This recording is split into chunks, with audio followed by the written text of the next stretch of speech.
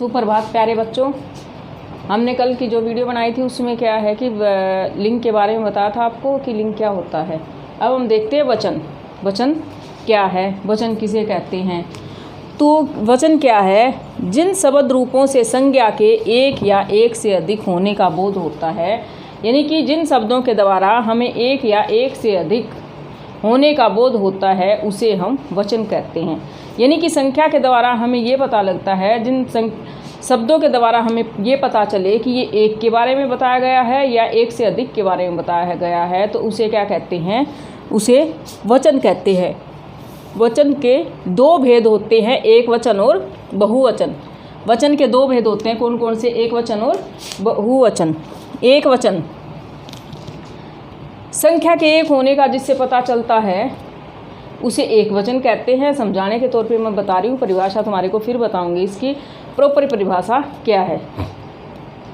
जब हमें या जिस संख्या के द्वारा हमें एक वस्तु, एक व्यक्ति का बोध होता है उसे हम क्या कहते हैं, एक वचन कहते हैं। अब परिभाषा देखो,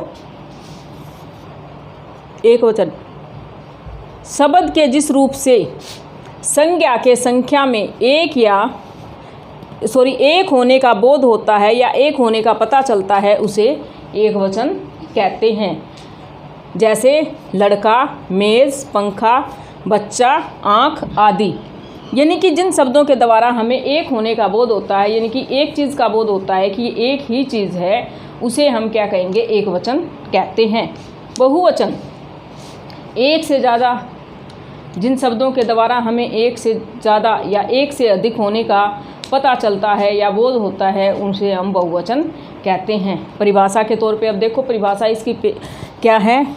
शब्द के जिस रूप से संज्ञा के संख्या में एक से अधिक होने का पता चलता है, वही मैंने बताया था।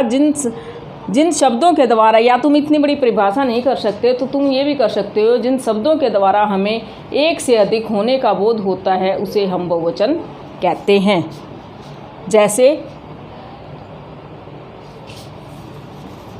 जैसे लड़के, मेज़ें, पंखे, बच्चे, आँखें।